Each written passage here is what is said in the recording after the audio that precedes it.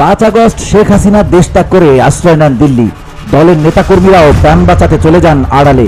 ডাকসাইটে সাবেক মন্ত্রীদের বেশিরভাগ দেশের বাইরে, অনেকেই কারাগারে বা আত্মগোপনে। এ অবস্থায় আওয়ামী লীগের কি হবে? দলের হালই বা কে ধরবেন? যদিও এখন পর্যন্ত আনুষ্ঠানিক কোনো ঘোষণা না এলেও শেখ হাসিনাই দলের সভানেত্রী হিসেবে দল চালাচ্ছেন। শেখ হাসিনার দেশ ত্যাগের পর থেকে আলোচনা আছে তাজউদ্দিন আহমেদের পরিবার থেকে কেউ দায়িত্ব নিতে পারেন আওয়ামী লীগের। বিশেষত সোহেল তাজের নাম চাউর আছে। তাজউদ্দিন পরিবারের ঘনিষ্ঠ সূত্রে জানা গেছে, দলের দায়িত্ব নেওয়ার জন্য আওয়ামী লীগের শীর্ষ পর্যায় থেকে অনুরোধ জানানো হয়েছে। করা হয়েছে সর্বোচ্চ পর্যায় থেকে ফোন। বলা হয়েছে ৭৫-এর ১৫ই আগস্টের পরে যেভাবে জোহরা তাজউদ্দিন দলের কাণ্ডারি হয়েছিলেন, এবারও দুঃসময়ে দলের দায়িত্ব নিয়ে পুনর্গঠন করা। কিন্তু আলাপ আলোচনার এক পর্যায়ে তাজউদ্দিন পরিবারের থেকে দুটি শর্তের কথা বলা হয়। ১. যে বিপুল পরিমাণ অর্থ দেশের বাইরে পাচার হয়েছে তা ফিরিয়ে দেয়া। ২.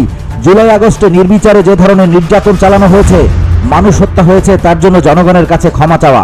এই দুই শর্তে আলোচনা আর এগোয়নি। ঢাকা সফররত তাজউদ্দিন আহমেদের জ্যেষ্ঠ কন্যা শারমিন আহমেদ গণমাধ্যমে দেয়া সাক্ষাৎকারে বলেছেন, আওয়ামী লীগের উচ্চ মহল শেখ হাসিনার আত্মীয় স্বজনদের কাছ থেকে আমি সোহেল আমাদের কাছে ফোন কল এসেছে। তারা জানতে চেয়েছেন আওয়ামী লীগের হালটা ধরব কিনা। আমি তাদের স্মরণ করিয়ে দিয়েছি যে ৭৫ পরবর্তী সময়ে জোহরা তাজউদ্দিন আওয়ামী লীগের হাল ধরেছিলেন, তখন কিন্তু আওয়ামী লীগের অবস্থা এখনকার চেয়ে অনেক ভালো ছিল। আমার মা যখন আওয়ামী লীগের হাল ধরেছিলেন, তখন আওয়ামী লীগের প্রায় সবাই তৃণমূলের রাজনীতি থেকে উঠে আসা। আমার মায়ের কথা ছিল যোগ্য মেধাবীদের ছাত্রলীগে রিক্রুট করা, কিন্তু সংগঠনে কে আসবে কে আসবে না তা নিয়ে তিনি কোনো হস্তক্ষেপ করতেন না। ফলে সংগঠনে মেধাবী তরুণরা আসতে শুরু করলো, কিন্তু এর পরিণতি কি হলো?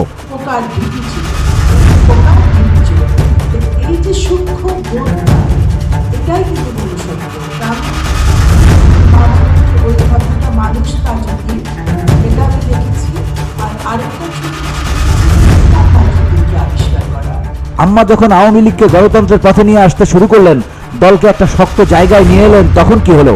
আব্দুর রাজ্জাক সাহেবরা দিল্লি থেকে শেখ হাসিনাকে নিয়ে এলেন। এরপর আওয়ামী লীগ আর দলের থাকলো না, পরিবারের হয়ে গেল।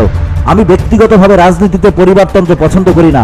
কেউ যদি নতুন আসে, আমরা তাদের জন্য কাজ করব, তাদের গাইড করব, কিন্তু তাজউদ্দিনের সন্তান হিসেবে আমরা রাজনীতিতে আসতে চাই না। যারা ফোন কল করেছেন, আমি তাদের বলেছি, আপনারা আবার তাজউদ্দিনের পরিবারের কাছে আসছেন, আপনারা নিজেকে ধ্বংস করে এখন চাচ্ছেন আবার আমরা আসবো, দলকে গড়ে দেব, এরপর আপনারা ফিরে এসে সেটার ফল নেবেন। এবার আমরা এই অবস্থান নিয়েছি যে আওয়ামী লীগের ভেতর থেকে অনুশোচনা আসুক, আত্ম উপলব্ধি আসুক, জনগণের কাছে তাদের ক্ষমা চাইতে হবে। প্রত্যেক আহত ব্যক্তির কাছে, প্রত্যেক নিহত ব্যক্তির পরিবারের কাছে গিয়ে পা ধরে মাপ চাইতে হবে। যে টাকা বিদেশে পাচার করে নিয়েছেন, সেটা জনগণের কাছে ফিরিয়ে দিতে হবে। BOD Bangla news desk.